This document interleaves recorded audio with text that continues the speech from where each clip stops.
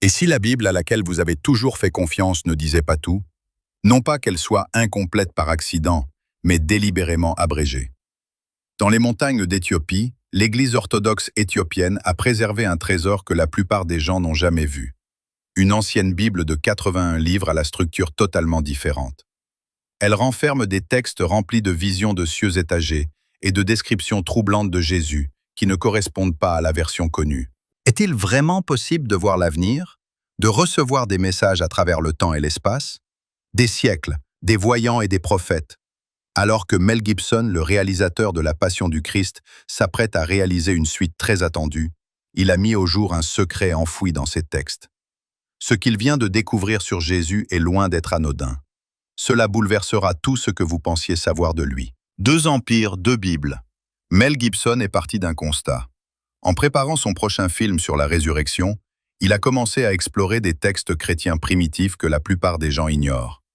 Non par curiosité, mais parce que la version officielle de l'histoire lui semblait incomplète. Plus il approfondissait ses recherches, plus cette impression se précisait.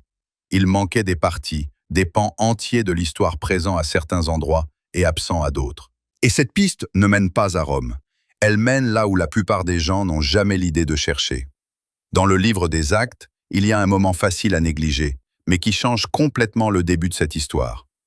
Un haut dignitaire éthiopien voyage seul sur une route désertique. Ce n'est pas un simple voyageur. Il est au service de la Kandake, la reine du royaume d'Aksumaïti. Kandake n'est pas un nom mais un titre, comme Pharaon ou César. Cet homme détient une autorité réelle. Et pourtant, il est assis dans un char en mouvement, lisant un rouleau d'Isaïe, essayant de le comprendre. Alors se produit un événement qu'il ne faut pas prendre à la légère. Un apôtre nommé Philippe le voit, court à côté du char et lui parle. La conversation se termine par sa conversion au message du Christ. La conversation se termine par son acceptation du message du Christ. Il ne s'agit pas d'un ajout ultérieur. Ce passage est directement inscrit dans le Nouveau Testament, dans le livre des Actes, ce qui est très clair. L'une des premières personnes recensées à avoir reçu le message chrétien était un haut dignitaire éthiopien. Dès le commencement, avant tout concile, avant toute décision concernant les livres à conserver ou à supprimer, l'Éthiopie était déjà partie intégrante du récit. Et c'est là que les chiffres prennent toute leur importance. Car aujourd'hui, la Bible protestante compte 66 livres, la Bible catholique 73, et les églises orthodoxes orientales en incluent encore davantage. Quant à l'église orthodoxe éthiopienne Tewahedo, elle reconnaît 81 livres comme écriture, soit 15 livres supplémentaires. Dès lors, la question se pose inévitablement. Si l'Éthiopie était présente dès le début et conserve une version plus complète du récit, pourquoi la version la plus répandue est-elle la plus courte? Avançons de quelques siècles. Au IVe siècle, le roi Issana d'Aksum convertit officiellement son empire au christianisme. À peu près à la même époque, l'empereur Constantin fit de même à Rome. 2 puissants empires, un même siècle, une même foi, pourtant leurs Bibles diffèrent. Une tradition a opté pour une version plus concise, tandis que l'autre en a conservé davantage. Cette divergence n'a jamais été pleinement expliquée, et la comparaison des textes conservés par chaque camp révèle des différences troublantes. L'Éthiopie a préservé des livres dont la plupart des gens n'ont jamais entendu parler. Le premier livre d'Enoch, le livre des Jubilés, l'Ascension d'Isaïe, le pasteur d'Hermas, les Maccabées éthiopiens, ces textes bouleversent le fonctionnement du système biblique. Prenons le livre des Jubilés. Dans cette version, les anges ne sont pas des figures distantes, inaccessibles. Ils sont directement impliqués dans la vie des hommes. Le livre décrit des moments où les anges sont physiquement présents lors de la conclusion d'accords entre Dieu et les humains, tels des témoins veillant à la stricte application des règles et à la clarté des conditions. Par exemple, le livre des Jubilés stipule que quiconque enfreint sciemment le sabbat doit être retranché de son peuple, c'est-à-dire exclu de la communauté et traité comme un paria. Dans certains cas, la punition est plus sévère et peut aller jusqu'à la mort. C'est très différent de la compréhension qu'en ont la plupart des gens aujourd'hui. Il ne s'agit donc pas simplement d'une version enrichie de la Genèse. C'est un monde où le ciel gère activement ce qui se passe sur terre de manière très directe et stricte. Voyons maintenant comment cette tradition explique l'origine du mal. La plupart des gens grandissent avec une version simplifiée tirée de la Bible. Un serpent apparaît, parle à Ève, elle désobéit à Dieu, Et cet acte introduit le péché et la souffrance dans le monde. Mais la tradition éthiopienne, notamment dans des textes comme le livre d'Enoch, décrit un phénomène bien plus organisé. Des êtres spécifiques, appelés veilleurs, descendent délibérément sur terre. Le texte mentionne leurs noms, comme Semjaza et Azazel. Ils acceptent de quitter la place qui leur était assignée au ciel et d'entrer dans le monde des humains, malgré l'interdiction. Leur but est clair, vivre parmi les humains, prendre des épouses humaines et partager un savoir qui n'était pas destiné à eux. Et lorsqu'ils descendent sur terre, ils ne reviennent pas les mains vides.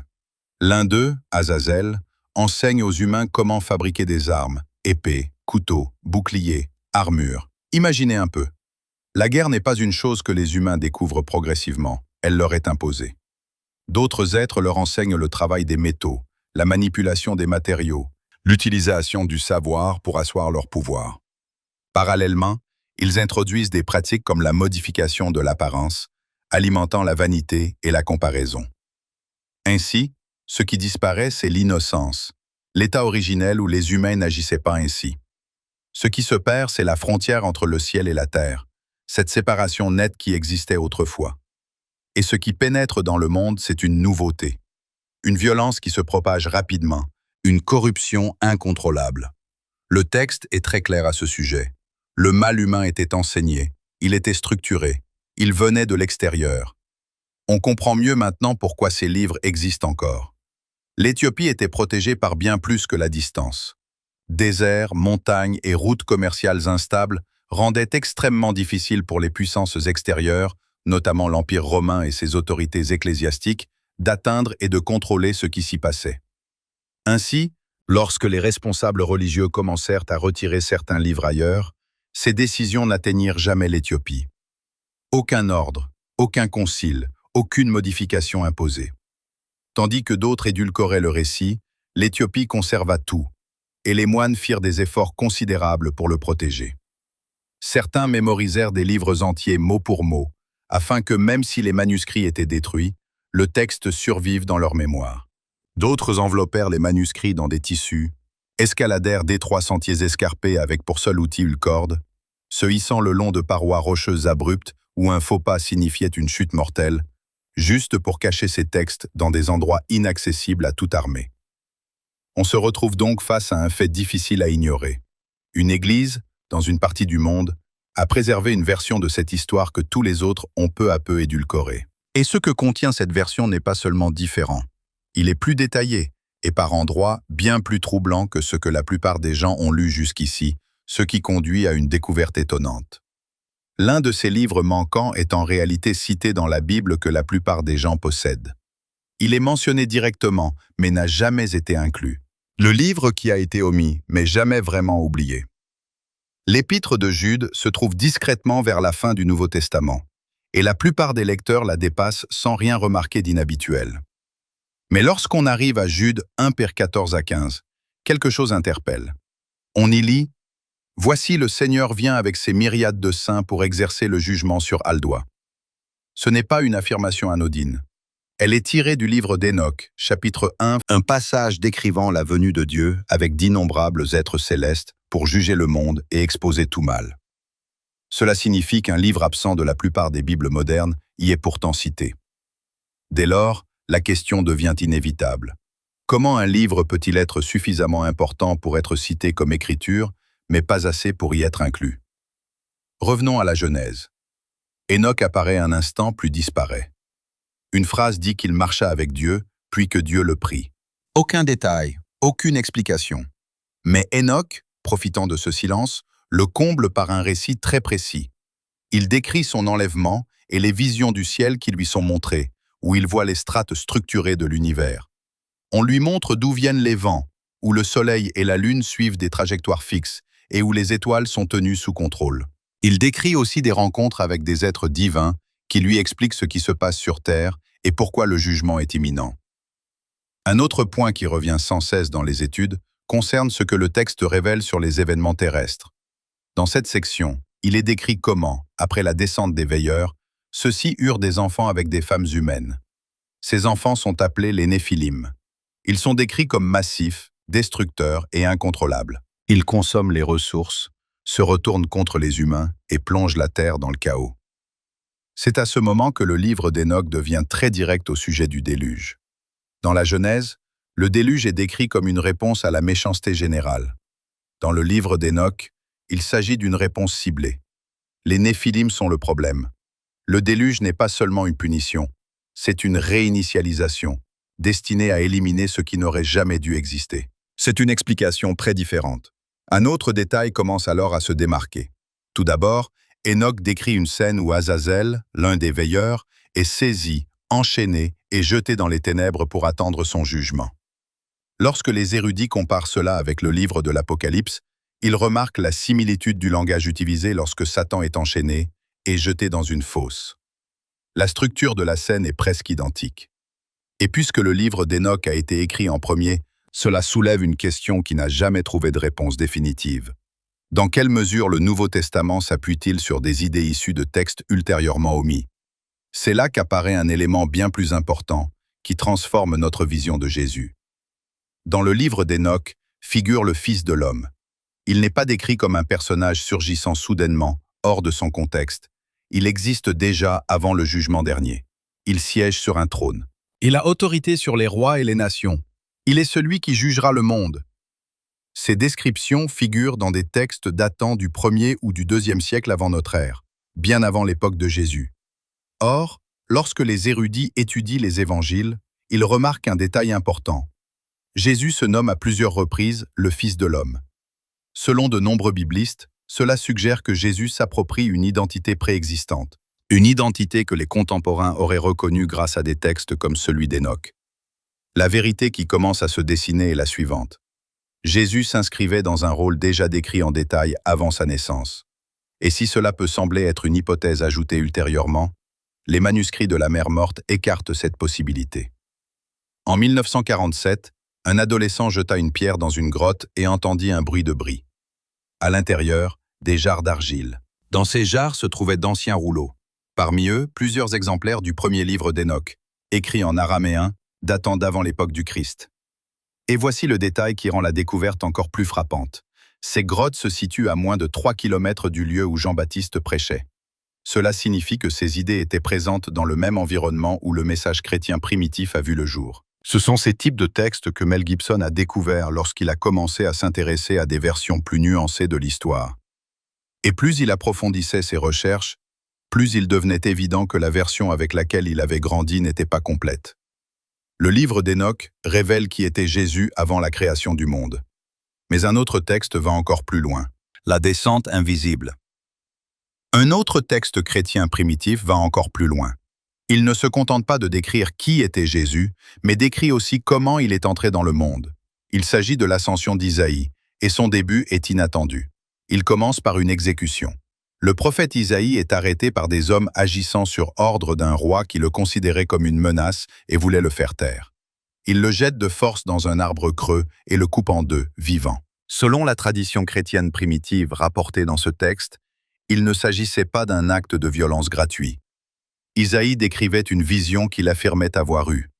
Une figure descendrait du ciel, traverserait des royaumes invisibles et entrerait dans le monde des hommes. Ce message était dangereux. Il suggérait que le pouvoir qui régnait sur le monde n'était pas absolu et qu'une force supérieure agissait en secret. Une fois que les puissants eurent compris son message, ils le perçurent comme une menace et ne se contentèrent pas de l'arrêter. Ils s'assurèrent que sa voix ne puisse jamais se répandre. Avant sa mort, Isaïe avait eu une vision. Le texte le décrivait comme élevé à travers une série de cieux structurés. Il y avait 7 niveaux distincts, chacun différent du précédent. Plus il s'élevait, plus tout devenait ordonné et intense. Les êtres de ces niveaux existaient au sein d'un système, chaque niveau fonctionnant selon sa propre structure et son autorité. Puis la vision changea. Isaïe vit une figure décrite comme le bien-aimé commencer à descendre, et c'est là que tout bascula. En traversant chaque niveau, le bien-aimé ne se révélait pas. Il prenait l'apparence des êtres présents. Lorsqu'il pénétra dans le royaume des anges, il leur ressemblait. En descendant, il leur ressemblait également. Plus il descendait, plus il se fondait dans la masse. Personne ne le reconnut. Aucun être dans aucun des 7 cieux ne comprenait qu'il traversait leur espace. Il traversa chaque niveau sans être détecté jusqu'à atteindre la terre, où il naquit en tant qu'humain. Cette naissance ne fut pas paisible. Les niveaux inférieurs n'étaient ni sûrs ni vides, ils étaient contrôlés. Le texte affirme que Satan et ses forces étaient actifs dans l'espace entre ciel et terre. Ainsi, lorsque le Christ est descendu, il ne se déplaçait pas librement. Il traversait un territoire déjà occupé. S'il a pu y parvenir, c'est uniquement parce qu'il n'a pas été reconnu. Si son identité avait été connue, le texte suggère qu'il aurait été arrêté. Cela modifie notre compréhension du monde terrestre. Le texte ne considère pas les événements sur Terre comme de simples décisions humaines prises par des dirigeants et des gouvernements. Il relie ces décisions aux mêmes forces agissant dans les cieux inférieurs. Cela signifie que le système qui gouvernait le monde à l'époque de Jésus n'agissait pas de son propre chef. Il était influencé par une force supérieure. Ainsi, lorsque des lois étaient appliquées, lorsque le pouvoir était exercé, lorsqu'une personne comme Jésus était jugée et exécutée, le texte suggère que ces actions se déroulaient au sein d'un système déjà soumis à cette influence. Rome, dans cette perspective, n'était pas seulement un empire politique faisant ses propres choix. Elle faisait partie d'une structure plus vaste, liée à ses forces et opérant sous leur contrôle. Ainsi, lorsqu'on prend du recul et qu'on examine ce texte, la vérité apparaît clairement. Les critiques affirment aujourd'hui que Jésus n'est pas simplement apparu à Bethléem, comme le début de l'histoire. Il avait déjà évolué au sein d'une structure cachée, déguisée, incognito, traversant des strates qui échappaient à son contrôle. La naissance n'était pas le commencement, mais l'étape finale d'une descente imperceptible. Puis, le sens s'est inversé. Après sa mort, la même figure a recommencé à s'élever, mais cette fois, il n'y avait plus de déguisement. À chaque niveau franchi, chaque être l'a reconnu. Chaque être l'a salué dans son ascension. Il ne s'agissait pas simplement d'un retour à la vie, mais d'un renversement complet de ce qui s'était passé auparavant. Il était descendu inaperçu, puis il est remonté pleinement révélé. C'est ce type de structure que Mel Gibson évoquait lorsqu'il affirmait que le récit de la résurrection était bien plus vaste que ce qui est écrit dans les évangiles. Il parlait de strates. Il disait que le récit de la résurrection était bien plus vaste que ce qui est écrit dans les évangiles. Il avait parlé de strates, de parties cachées de l'histoire, jamais révélées. L'ascension d'Isaïe correspondait presque exactement à cette description. Elle ne remplaçait pas les évangiles, mais complétait leurs lacunes, montrant ce qui s'était passé entre-temps. Dès lors qu'on considère l'ensemble de ces éléments, une question s'impose, et elle est loin d'être simple. Qui a décidé de ce qui devait figurer dans la Bible, et qui a décidé de ce qui ne devait pas en faire partie? Le canon a fait l'objet de débats. À l'origine, il n'existait pas de Nouveau Testament définitif. Certaines communautés chrétiennes primitives lisaient le livre d'Hénoch. D'autres lisaient des textes comme l'Ascension d'Isaïe. D'autres encore suivaient « La Bible, telle que nous la connaissons aujourd'hui, n'est pas apparue d'un coup. Elle s'est construite au fil du temps, un processus impliquant de véritables décisions prises par de véritables personnes. » C'est le même problème auquel Mel Gibson s'est heurté en approfondissant ses recherches. Plus il explorait de sources, plus il devenait évident que la version la plus répandue ne représentait qu'une partie d'un ensemble bien plus vaste. L'une des figures les plus anciennes et les plus perturbatrices de ce processus fut Marcion. Vivant au IIe siècle, il accomplit une chose inédite. Il établit la première liste officielle connue de textes chrétiens. Mais sa version fut choquante. Il rejeta l'Ancien Testament dans son intégralité et affirma que le Dieu qui y était décrit était différent de celui dont parlait Jésus. Cela mit l'Église primitive dos au mur. Elle dut réagir, elle dut définir ce qui était acceptable et ce qui ne l'était pas. Ainsi, la formation de la Bible ne visait pas seulement à préserver la vérité. Elle constituait aussi une réaction à des idées perçues comme dangereuses. Dès lors, le processus se structura. Au IVe siècle, les responsables de l'Église commencèrent à formaliser ce qui allait devenir le Nouveau Testament. En 367, un évêque nommé Athanase dressa la liste des 27 livres qui constituent aujourd'hui le Nouveau Testament. Des conciles ultérieurs, comme ceux d'Hippone et de Carthage, confirmèrent cette liste. Mais il ne s'agissait pas de discussions paisibles ou purement spirituelles. C'étaient des débats aux conséquences importantes.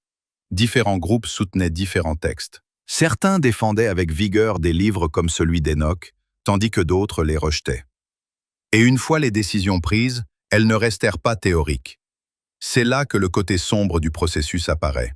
Des preuves historiques montrent que certains textes ne furent pas simplement écartés, mais activement détruits. Les écrits qui ne correspondaient pas à l'enseignement officiel furent pris pour cible. Des copies furent brûlées. La possession de certains textes pouvait devenir dangereuse, et ce processus se déroula sous l'autorité de dirigeants puissants. Le concile de Nicée, en 325 par exemple, fut convoqué par l'empereur Constantin. Ce souverain, doté d'un pouvoir politique considérable, avait ordonné des exécutions, y compris celles de membres de sa propre famille. Et pourtant, il a joué un rôle déterminant dans l'orientation de la foi chrétienne. Ce constat a soulevé des questions troublantes. Quelle influence le pouvoir politique a-t-il eu sur ce qui est devenu les Écritures? Des découvertes récentes complexifient encore davantage la situation. En 1945, près de Nag Hammadi en Égypte, une collection de textes anciens a été mise au jour, enfouie dans des jarres. Parmi eux figurait l'évangile de Thomas. Il contient 114 paroles attribuées à Jésus, dont beaucoup ne figurent pas dans les 4 évangiles que nous connaissons. Mais ce qui frappe, c'est le Jésus qu'il présente. Non pas un Jésus centré sur la construction d'une église ou l'établissement d'une autorité, mais un Jésus qui parle de trouver la vérité en soi, de la connaissance cachée et de l'éveil à une force intérieure. Dans cette version, Jésus ne conduit pas les gens vers un système. Il les invite à l'introspection, une perspective radicalement différente. Ce texte n'a pas été invalidé, il a simplement été exclu. Et c'est précisément le genre de changement que quelqu'un comme Mel Gibson a cherché à explorer. Une version de Jésus plus vaste, plus profonde et moins contrôlée que celle qui a été présentée à la plupart des gens. Cela soulève une autre question. Cette version a-t-elle été exclue parce qu'elle était inexacte ou parce qu'elle proposait une image de Jésus incompatible avec le cadre établi? Comme Gibson l'a laissé entendre dans des interviews, certains éléments de cette histoire n'ont peut-être jamais été destinés à rester cachés, mais seulement à être différés. Et cela nous amène à une question bien plus pertinente. Si des textes comme le livre d'Enoch et l'Ascension d'Isaïe ont été lus, débattus et dans certains cas délibérément supprimés, alors le problème ne réside plus seulement dans leur contenu. Le problème, c'est ce qu'il leur est advenu après leur exclusion. Car tout n'a pas été détruit. Une partie a survécu, les monastères. Certains de ces textes furent mis à l'abri et préservés de manière inimaginable. Ils furent cachés dans des lieux reculés et dangereux, au cœur des montagnes. À certaines époques, des envahisseurs pénétrèrent dans ces régions et s'en prirent directement aux sites religieux. Les églises furent pillées, les objets sacrés furent dérobés. Des manuscrits ayant survécu pendant des siècles furent emportés ou détruits. Pourtant, même dans ces moments difficiles, la réaction des moines fut une escalade. Ils cachèrent les textes plus profondément, ils divisèrent les collections, certains les emportèrent encore plus loin, dans des zones isolées où aucune armée ne pouvait les atteindre. Et puis, un événement révéla l'importance cruciale de cette préservation. Lorsque les chercheurs eurent enfin accès à certains de ces manuscrits et commencèrent à les analyser, les résultats furent inattendus. Les évangiles de Garima, conservés dans un monastère éthiopien, furent analysés à Oxford. On supposait qu'ils dataient du Moyen Âge, mais les résultats indiquèrent une période bien antérieure, entre 390 et 570 de notre ère. Cela en faisait certains des plus anciens manuscrits chrétiens complets au monde, plus anciens que de nombreux textes conservés en Europe, plus anciens que ce que la plupart des gens supposaient même exister sous une forme complète. Mais cette découverte n'était que la partie émergée de l'iceberg. Il existe encore des milliers de manuscrits en Éthiopie qui n'ont jamais été étudiés en détail, ni même catalogués. Certains chercheurs pensent que parmi eux pourraient se trouver des versions antérieures de textes qui ont paru ultérieurement sous une forme remaniée ailleurs. Cela signifie que ce qui se trouve dans ces monastères n'est peut-être pas simplement un ajout. Il pourrait s'agir de versions plus proches des versions originales du récit lui-même. Et personne ne le sait avec certitude, car une grande partie n'a jamais été examinée en profondeur. Puis survint l'un des épisodes les plus sombres de cette période récente. Pendant le conflit du Tigré, des monastères et des églises furent de nouveau attaqués. Des milliers de manuscrits furent pillés. Certains furent détruits. D'autres apparurent en vente en ligne pour des sommes dérisoires. Des prêtres et des gardiens furent tués. Des collections entières qui avaient survécu pendant plus de 1000 ans se retrouvèrent soudainement menacées de disparition en quelques mois. Et c'est là que le lien devient impossible à ignorer. Les textes qui décrivent le genre d'histoire dont parle Mel Gibson, les cieux étagés, la descente cachée, le passage à travers des royaumes invisibles, n'ont pas été conservés à Rome. Ils n'étaient pas protégés par de grandes institutions d'envergure mondiale. Ils ont survécu dans des lieux comme celui-ci, entre les mains de personnes qui ont risqué leur vie pour les préserver. Ainsi, lorsque Gibson a commencé à décrire une version de l'histoire allant au-delà de ce que montrent les évangiles, il n'inventait rien de nouveau. Il se rapprochait d'un récit déjà écrit et protégé depuis des siècles. Et maintenant, pour la première fois dans l'histoire, une personnalité jouissant d'une audience mondiale et d'une capacité avérée à captiver le monde entier s'apprêtait à révéler cette version de l'histoire au grand jour, ce que Mel Gibson a découvert. Avant toute chose, il est essentiel de comprendre qui est Mel Gibson. Non pas le réalisateur, mais l'homme. Il a traversé une période de dépression très médiatisée, d'alcoolisme, d'arrestations honteuses et d'une sortie médiatique qui a mis fin à sa carrière du jour au lendemain et l'a rendu intouchable à Hollywood. Les studios se sont désistés, les portes se sont fermées, et puis, en 2004, il a fait quelque chose d'inattendu. Il a réalisé La Passion du Christ. Aucun grand studio ne l'a soutenu, il l'a financé lui-même, et le film a rapporté plus de 600 millions de dollars dans le monde. Un homme mis à l'écart a créé l'un des films religieux les plus rentables de tous les temps. Et maintenant, il ne cherchait pas à réitérer ce succès. Il voulait aller plus loin. Ce qu'il a entrepris ensuite n'était pas une simple suite. Il s'est concentré sur un aspect précis de l'histoire, la résurrection, mais pas sur la partie visible, l'espace entre la mort et la résurrection. Que s'est-il passé dans cet entre-deux? Que s'est-il passé dans l'invisible? Il l'a décrit dans des interviews comme quelque chose d'inédit, quelque chose de bien plus vaste que la version connue du grand public. Et ces mots sont importants, car ils font directement écho au texte que vous venez de voir. Puis il a dit quelque chose d'encore plus direct. Il a affirmé que le christianisme moderne avait été aseptisé, dépouillé, rendu plus inoffensif qu'à l'origine, et il a utilisé un seul mot pour décrire ce qui avait été ôté, la terreur. Non pas la peur au sens strict, mais quelque chose d'accablant, quelque chose qui vous paralyse complètement. C'est important car les textes conservés en Éthiopie n'éludent pas ce sentiment. Ils décrivent des cieux occupés, des forces agissantes, des mouvements occultes, le jugement, la destruction. Ils ne sont pas rassurants. Et c'est précisément ce que Gibson affirmait avoir été omis du récit. Faisons maintenant le lien avec une phrase que la plupart des gens prononcent machinalement. Le credo des apôtres, l'une des plus anciennes professions de foi chrétienne. On y trouve une phrase répétée par des millions de personnes.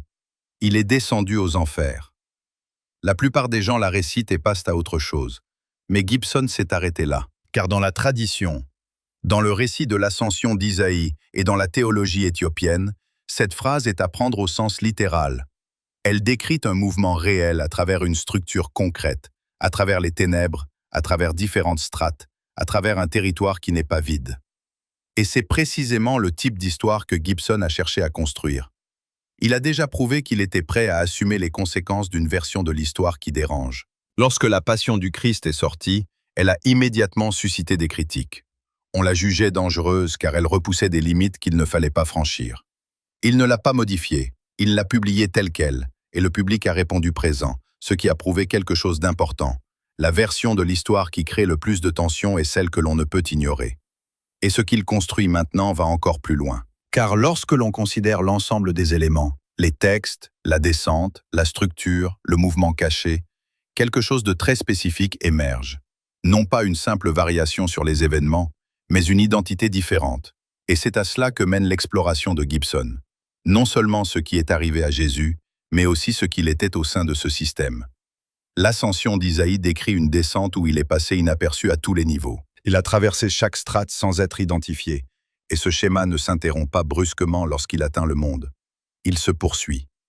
Le système dans lequel il est entré, celui qui exerçait une influence sur le pouvoir terrestre, n'a pas pleinement reconnu celui qui y était entré.